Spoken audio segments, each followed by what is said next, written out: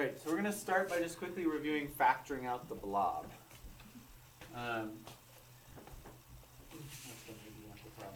The idea here is you have something like this. 7x times x minus 3 minus 2 times x minus 3. Right? And we notice that this x minus 3, which we call the blob, repeats. It's here and it's here. It's inside parentheses, it's in both places. And so we can actually factor that out. We can take out the x minus 3. And then we just have left 7x minus 2. And we put that in parentheses because this whole thing is multiplied times that. This is the technique of factoring out the blob. Basically what we're doing is we're treating this x minus 3 as one factor. So it's kind of like factoring out the greatest common factor or reversing the distributive property or whatever. And let's do another example. What if you had like 5m times m minus 2 plus m minus 2. Now we have another blob. What's our blob in this case? M minus 2. So we're going to put that out front. And now this one's a little bit trickier. What's left? Well, in the first term, what's left is the 5m. In the second term, there's nothing there. Or is there? A 1, exactly. Because this is 1 times m minus 2. Usually when there's nothing there, it's either 1 or 0. So you have to kind of think about this. If this were 0 times m minus 2, that would just be 0. So it must be 1. It's the multiplicative identity because the 1 doesn't change this equation. So there's an imaginary 1 there. And so when we factor out that m minus 2, we have a 5m plus 1 left over. So that is factoring out the blob. Any questions about that? Yeah? Do we only factor out the blob, or do we finish like... That's done right there. So that's the answer. Right, because, so, remember when we talk about trinomials like x squared plus 2x plus 1, right? The first thing you learn to do is just to factor that. And then the next step, after we've learned this trick, is, okay, let's set that equal to 0, and then find the zeros. We're not going to worry about finding the zeros. We're just learning how to factor these for now. Okay? So when you have two factors, you're done for problems like this.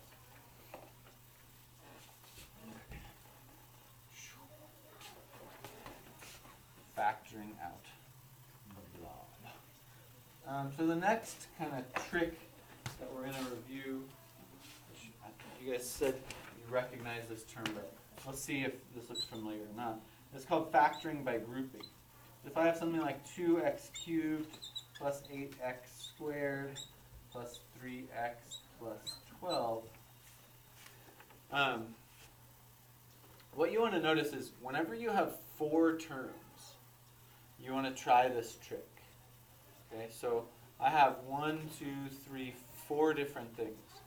What I'm going to do here is look at the first 2 as one group and the second 2 as another group. So I'm going to look just at this. 2x cubed plus 8x squared. And I'm going to do factoring out the GCF, factoring out the greatest common factor. So the greatest common factor between 2 and 8 is 2. And the greatest common factor between x cubed and x squared is x squared. So I'm just looking at that and factoring this out.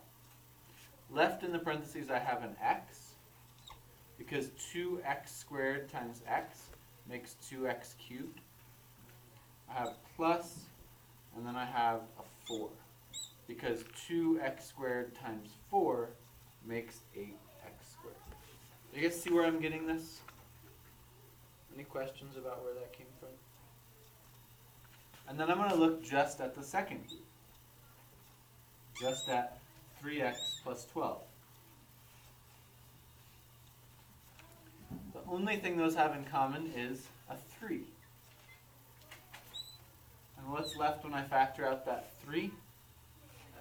X plus 4. Right? Because 3 times x is 3x, and 3 times 4 is 12. Whoa! Look what happened! I have a blob now. I have x plus 4 in both sides of that, in both halves of it. And so now it turns into a factoring out the blobs problem. So I'm going to factor out my x plus 4. And then left I have the 2x squared plus 3. And that's factoring by grouping. Have you guys seen that before? Yeah. Yeah? I feel like I've seen that. Okay, cool. So this is review then, which is great because that means you've got everything you need to learn Gary's terrific trick. What? So Gary's terrific trick is just going to add one more step to this.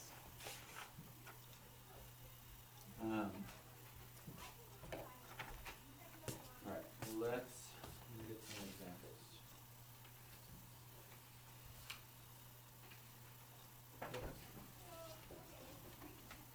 So I'm going to go over this trick, Gary's terrific trick first. Alright? Let's say you have an equation ax squared plus bx plus c.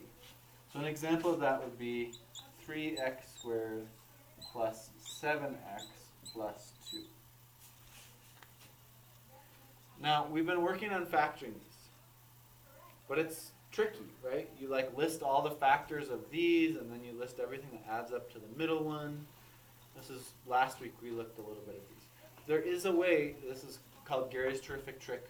Right? Now, that's the official name. It'll be in all the textbooks, it'll be called that. Right? And there is a way that you can always get this right, essentially, is what we're looking for. So the first thing you do, the first step,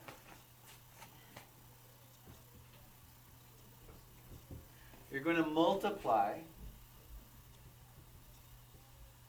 A times C. So in this equation, or it's not an equation, in this example, what would I multiply? 3 and 2. 3 times 2. So 3 times 2 equals 6. Right? Now, this kind of is going to resemble that old factoring that you've done. You're going to look for factors of 6 that add up to 7. Okay, so step 2. Find the factors of A times C that add up to B. Okay. So in this case, can anyone think of 2 factors of 6 that add up to be 7? 6 and 1. Perfect. Perfect. Okay, now, this is the trick part. All you're going to do is rewrite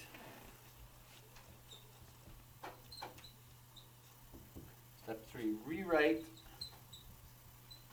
your trinomial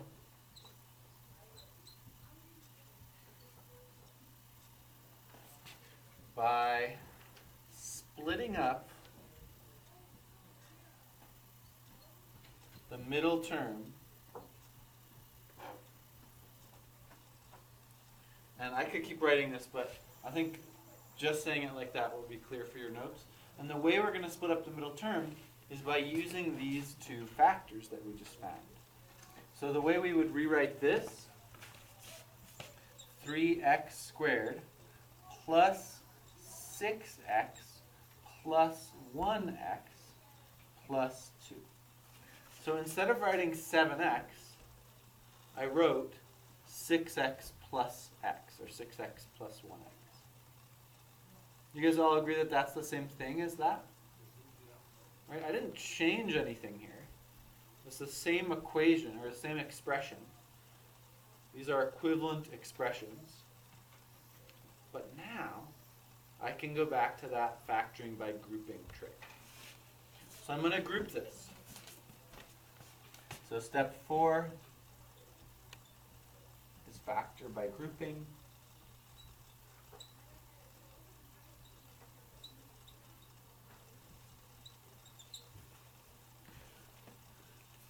So I'm going to look at my first two terms and pull out the greatest common factor, which is in this case 3x. I have left x plus 2.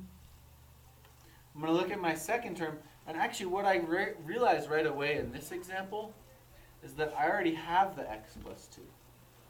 So I'm just going to write it slightly differently. I'm going to write it like this, x plus 2 in parentheses, because that's the same thing. I didn't really affect the equation or the expression by doing this. I just put it in parentheses so that it's easier to see this blob. Now I can pull out. What's imaginarily in front of this x plus 2? A 1, right? So the final step, step 5, I'm not sure how well this is shown. Oh yeah, you can see that. Is factor out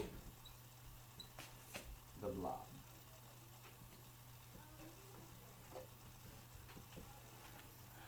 And in this case, my blob is x plus 2.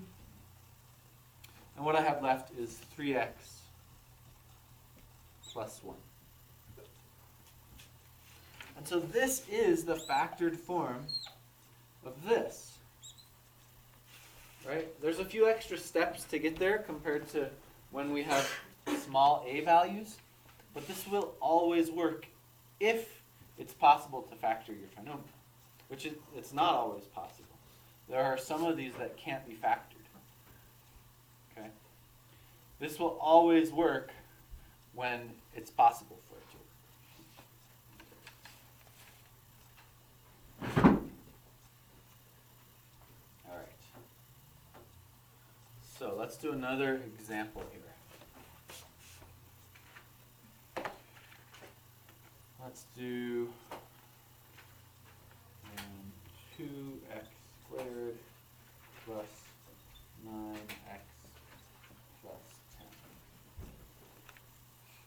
Can I erase this? Yeah. This example. Okay. Step 1. Multiply a times c. What is a times c? Yeah, 2 times 10, which is 20. Now I have to find factors of 20 that add up to be 9. Not even think of them? 1 and 20 is not going to work. So it is important to remember you could have some negatives, right? Yeah, 4 and 5. 4 and 5 add up to 9. Now I'm going to rewrite this as 2x squared plus 4x plus 5x plus 10. An important note, it doesn't matter which way you write these. Either way you put them, I could put 5x first or 4x first, you will still be able to factor by grouping. So you can write them in any way that you want. Alright, now I'm going to look at just the first two terms. What can I factor out of those? A 2 and an x, so 2x. And what's left? X plus 2. Plus, what can I factor out of these second two terms? What do they have in common? A 5. And what's left when I factor out the 5? It better be x plus 2. Right? If it wasn't, there's nothing else we could do. Okay? Now I'm going to factor out my blob. So the x plus 2 goes out front. And what do I have left over? Give me a second. 2x plus 5. And I'm done. That's it. So now I want to do an example with a negative number. Because it's the same steps, but you're going to have to think about it a little bit differently, right? So let's erase just that for now. What if I had something like this? 5x squared plus 7x minus 6.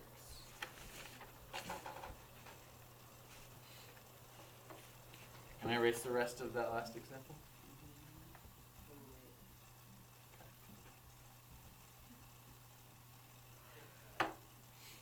So the first thing I'm going to do, what is my A and my C?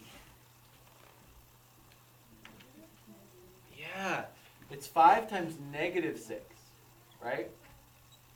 So I'm looking for factors of negative 30. Factors of a negative number, one of them is always negative, and the other one is always positive.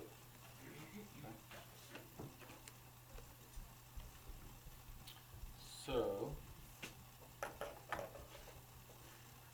now factors of negative 30 that add up, so really they're going to subtract. Negative 3. So we 7. Yeah, good. Negative 3 and positive 10, right? You guys see how a positive 10 minus a 3 is going to give us the 7? Okay, so then I'm going to write that. 5x squared. Let's do it this way. Minus 3x plus 10x minus 6. Now, the order when you have a negative can be a little bit tricky. And I'll show you why in a second. Let's pick the first two. So 5x squared and minus 3x. There's no number in common there to the coefficients, so it's just an x that we can pull out. And I have 5x minus 3 left over. And then in the second one, I've got, I can pull out a 2, and I've got 5x minus 3 left over. Then I'm going to pull out my 5x minus 3 and have x plus 2 as my second factor. And then I'm done. But I want to look at this for a second. So what if we had written it in the other order? What if I had written 5x squared plus 10x minus 3x minus 6? So all I'm doing is I'm picking my factors in the opposite order, right? 10 and negative 3. This is a little bit tricky because what happens, the first term is not going to be affected. I can still pull out, now I can pull out a 5x, leaving an x plus 2. The second term is where you have to be really careful with negatives if you do it this way. So if I have a negative 3 and a negative 6, I'm going to pull out a negative 3. And what's left is a positive x and a positive 2. Because the negative 3 times the positive 2 gives us the negative 6. And so you really have to watch your negatives if you choose to do it in this way, right? I would say as a rule, try to just write the negative term first. You'll save yourself that worry of pulling out the negative factor. But it is kind of like a self-checking thing, right? If you did this wrong, you would get x minus 2 here, and you would immediately see, wait a second, I'm going to go check my work. Because I have x plus 2 here, and x minus 2 here, and something's not right. My blobs don't agree. Right? I have like blob and blob instead of blob and blob. They're slightly different. And so you can kind of check your work right away. Just a quick little note about that. But we're done, right? 5x minus 3 and x plus 2 are the two factors of 5x squared plus 7x minus 6. All right, there's a couple other types that I want to show you. The good thing about this is we're actually doing problems from your homework, so save you time. The next one is like this. So 3x squared minus 14x minus 24. So now, not only do I have a negative here, I also have a negative here. Right? It's going to be the same thing. 3 times negative 24. Oh man. That's going to be negative 72. Is that right? And now I have to think of factors of negative 72 that add up to be 14. So, negative 72. Let's just try to think of any factors. We've got like 8 and 9. Okay. So one of them would have to be negative. Okay, that's not quite going to work. Now, one kind of trick with this, when I have something like 8 and 9, another way to look at this, what if I take 3 away from here, so divide that by 3, and make this one 3 more? So 3 and 24 are going to be other factors there, which we kind of already knew from that. But still, those aren't 14 away from each other either. Okay, what about like 4 and 18? Those are 14 away. Which one of them is going to be negative? The 18, right? Because I want to get a negative 14 here. So this should feel a lot like factoring that you've done in the past. This step right here is a lot like the first type of factoring you did with trinomials, where you're looking for two things that add up to be that middle term, right? You're looking for two factors. The trick, though, is you're looking for factors of this, not factors of this. So we found them, 4 and negative 18. What am I going to do next? Nice. Yeah, good. You remember to put that negative one first. I like doing it that way. Plus 4x minus 24. And we rewrote it using those two factors that we found. Now I'm going to factor out the blobs. What do these two have in common?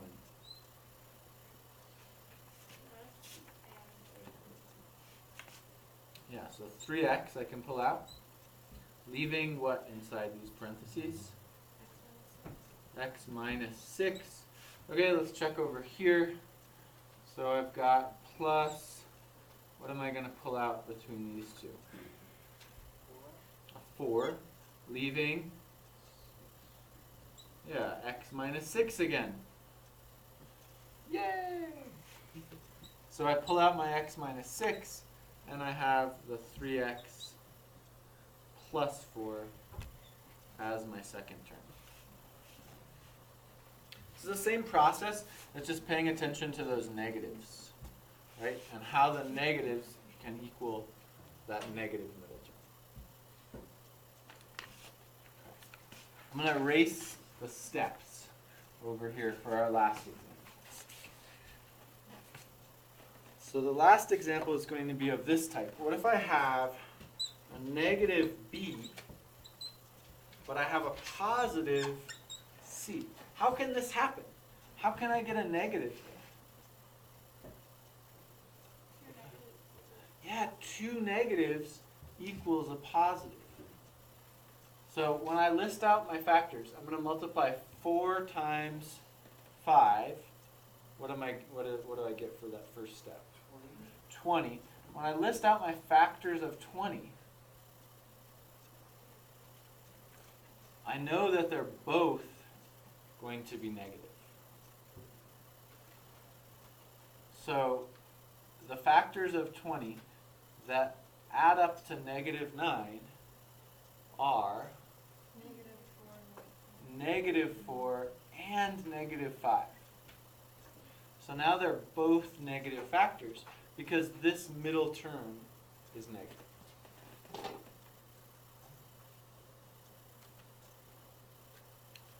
So 2 negative factors. When I rewrite this, then I have to write negatives for both of them. It's going to be minus 4x and minus 5x. And so when I factor this, when I do my grouping, I have to remember what this negative affects. Okay? So let's take a look at this one. The first two terms both have a 4x in them, right? So that leaves me with 4x times x minus 1.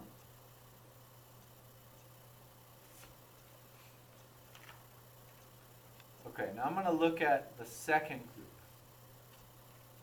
I want to get this to be x minus 1. But right now it's a plus there. So I'm going to pull out a negative 5. Remember that this negative affects both things in this parentheses. And so what I have left here is an x, not a plus, but a minus 1. And that's because negative 5 times negative 1 equals the positive 5. So this sign is going to change because I pulled that negative out front. Okay. And then I've done it. So I have my x minus 1 and my second factor of 4x. And that's it. We did it. We did Gary's terrific trick without Gary. All right. Any questions?